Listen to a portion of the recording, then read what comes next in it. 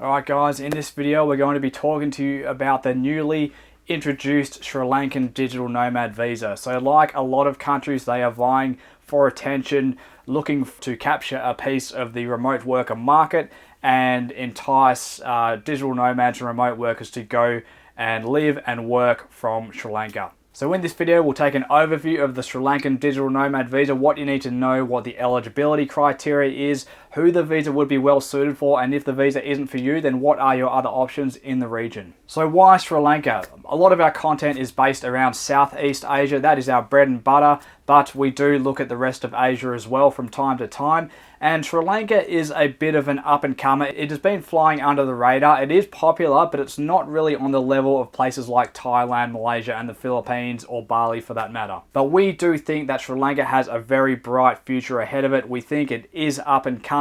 We think that it is going to capture a lot of the market of people who traditionally would have gone to Southeast Asia. A lot of people are starting to look a bit further west to Sri Lanka for a bit of a different kind of traveling experience. And after all, it is only 3.5 hours from Bangkok, so it's very easy to get to if you already are in the Southeast Asian region. Okay, so what is the visa all about? It's a 1-year renewable visa, so you can apply for the visa, stay for a year, then you are able to renew it ongoing as long as you demonstrate that you have the sufficient funds in your bank account to show that you earn the minimum amount required to be eligible for the digital nomad visa. You have to be a remote worker of some kind. So if you're an employee, your employer has to be located overseas outside of Sri Lanka.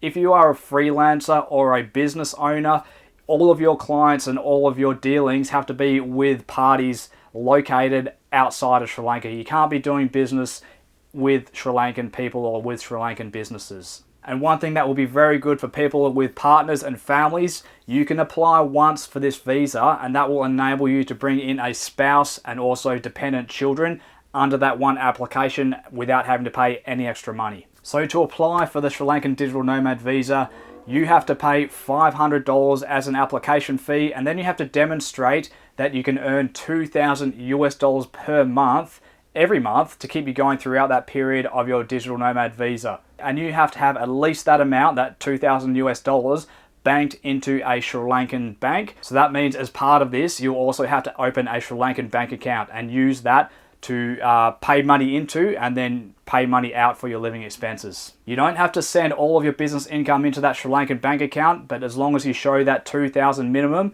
you should be alright with the application. You also must have health insurance to cover you while you are in the country. If you want help looking for a provider that is well suited to your needs, we can help you with that. We work with insurance brokers who are based in Asia and who also focus on expats and digital nomads. So if that's something you're looking for help with, hit us up and we can point you in the right direction. This is basically the eligibility criteria that we are aware of at this point in time. It is still quite new. This was announced initially a while ago, about a year ago, and we're getting a little bit more information coming out as time goes on, but there are still announcements being made on this as time goes on, so we'll keep you updated as more information comes to hand for those who are interested in this visa. Now, if you want to follow us along, of course, you can subscribe to the YouTube channel. We also have a website where you can sign up to our mailing list and our newsletter, or you can follow us over on the socials on Instagram, Facebook, or Twitter. So who is the visa good for?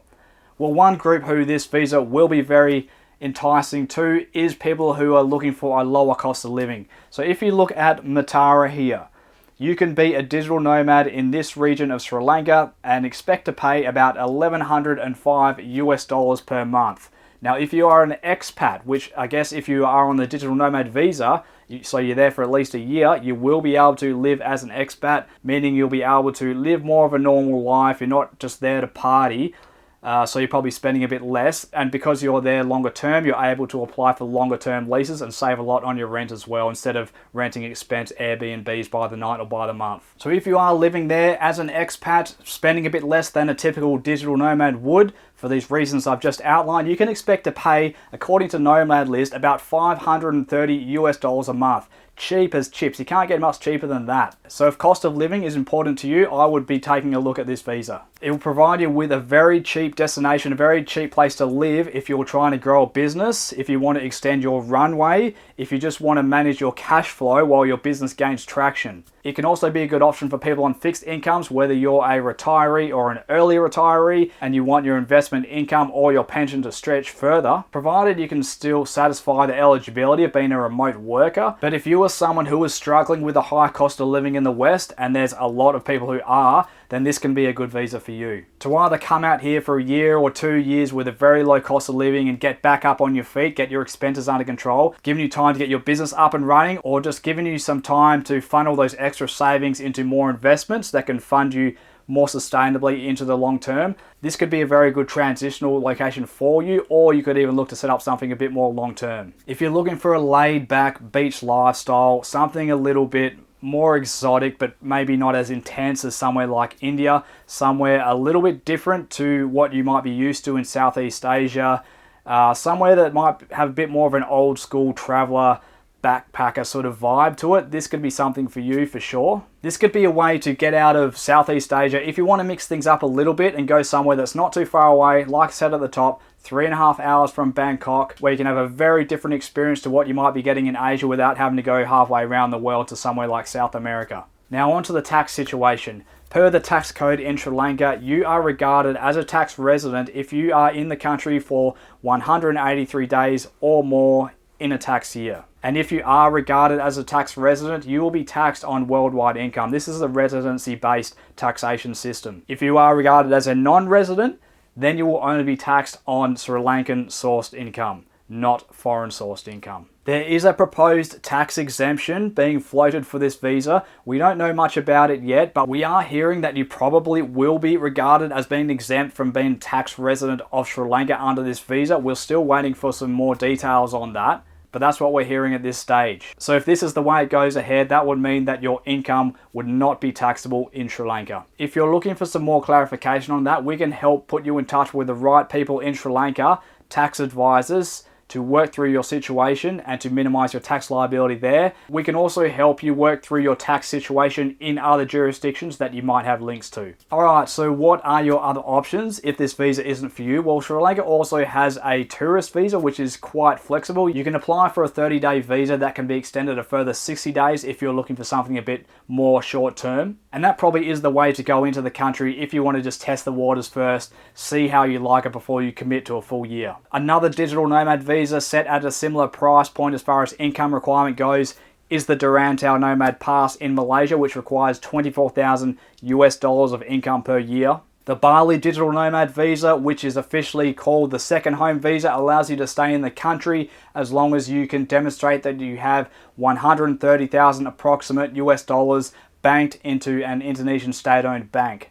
No income requirement there. And Thailand has the long-term resident visa, where if you can show that you earn 80,000 US dollars a year, you can stay there. And if you earn over $40,000 a year but have a master's income, you can also be eligible for that as well. So all in all, this is a pretty good visa. I like that they've set it at quite a low entry point, 2,000 US dollars a year. Many digital nomads will be able to tick that box, which is great. We like that Sri Lanka is getting involved in the digital nomad market. It is a huge market. There's big opportunities for countries here, and a lot of countries are getting in on the action, which is great for all of us who work remotely.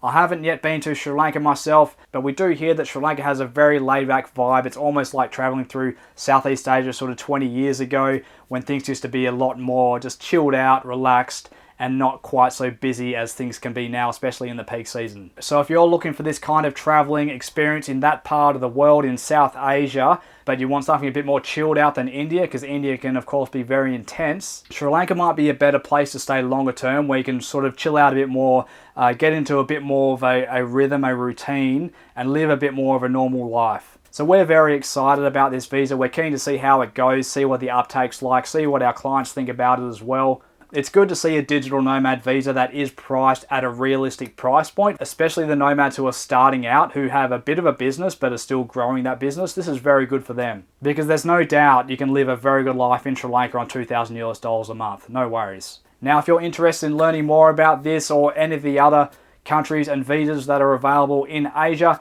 head over to our website, offshoreinasia.com. You can book in a consult call there. We can help you get set up and put you in touch with the right people to get your visa, your tax situation, and your lifestyle options all working together and working for you. Thanks a lot for watching. We'll catch you later.